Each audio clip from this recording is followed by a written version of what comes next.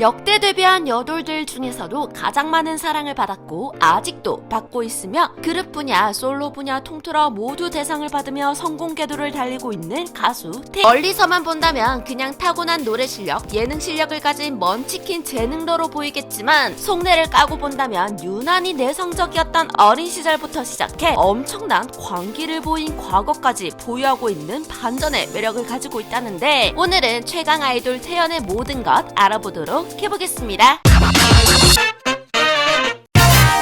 유난히 내성적이었던 어린 시절의 탱구. 전주에서 일남이녀 중 둘째로 태어난 태연은 굉장히 내향적인 아이였기 때문에 집에 있는 걸 좋아했고 아직까지도 집에 있는 걸 좋아하는 타고난 집순이라고 하는데요. 하지만 그 모습 뒤에는 장난꾸러기 기질이 쏟아지는 모습을 가지고 있었다고 합니다. 어린 시절부터 깜찍뽀짝한 모습을 가지고 있었던 태연은 어머님이 무려 동요, 가요제를 휩쓴 히든 가수였고 아버지는 대학교 시절 취미로 밴드 보컬 활동을 하셨을 정도로 두 분 다 노래에 있어서는 빼놓지 않고 한가닥 주름 잡던 분들이셨는데요. 전주에서도 유명한 안경점을 운영하시는 부모님 덕분에 유복한 어린 시절을 보냈던 태연은 가수 유전자를 그대로 물려받은 덕이었는지 태연도 어린 시절부터 그 끼를 감출 수가 없었죠. 재미로 나갔었던 각종 음악 경연대회에서 1위를 휩쓰는 건 기본, 중학교 축제 때에도 1등하는 건 당연지사. 심지어 중학교 2학년 때는 이미 SM 아카데미 스타라이트 메인 지방 보컬과 4기로 입학해 매주 일요일마다 서울과 전주를 오가면서 1년가량 레슨을 받았었다고 합니다. 하지만 그때부터 노래를 어마어마하게 잘했느냐 하면 그것도 아니었는데요. 나이가 어린지라 아버지와 함께 전주와 서울을 오갈 수밖에 없었던 태연. 아버지는 그런 태연을 두고 대표에게 몰래 찾아가 연예인이나 가수를 시킬 생각은 없고 그게 힘들다는 것도 잘 안다. 일요일마다 데리고 와야 되는데 힘드니까 아이가 기본 자질이 없고 아닌 것 같으면 아이를 포기하게 해달라고 말했다고 하는데요. 그래서 대표는 일단 노래를 들어보겠습니다 하고 탱구의 노래를 들었고 지금만큼 엄청난 수준은 아니었지만 맑고 깨끗한 소리를 가지고 있었으며 노력하면 좋은 친구가 될 수 있겠다는 느낌이 왔다고 합니다. SM 아카데미는 말 그대로 아카데미였기 때문에 연습생이었다고는 할 수 없는데요. 많은 수재들이 졸업했던 SM 아카데미에서도 기억에 남을 정도로 유별난 학생이었던 태연. 당시에 몇 개 없었던 연습실을 얻기 위해 선배들과 열렬한 경쟁 전쟁을 벌일 만큼 엄청난 연습벌레였었고 지금 본다면 그냥 재능으로 얻어진 노래 실력 같겠지만 보컬 트레이너 선생님의 말에 따르자면 엄청난 집중력을 가지고 있어서 놀랐다고 평가했었을 만큼 노래에 있어서만큼은 광기 어린 모습을 보여주었었죠. 그 모습들 덕분에 한간에서는 솔로로 데뷔할 거라는 추측도 많았었고 언젠가 크게 대성하게 될 아이라는 평까지 받았었던 태연. 보컬 트레이너 선생님의 마음에도 쏙 들었던 것인지 유난히 내성적이었지만 유달리 눈에 띄던 아이. 태연은 그렇게 선생님의 정규 2집 앨범 노래에 피처링으로 참여하게 되는 경력까지 쌓게 됩니다. 그때 나이가 15살, 무려 중학교 2학년밖에 안 되던 시절이었는데요. 선생님까지도 인정하는 수제자 중 최고 수제자였던 태연은 그렇게 2004년 8월 자신이 어느 정도 실력을 가지고 있는지 궁금해 알아보기 위해 참가했던 SM 청소년 베스트 선발대회에서 노래장 부문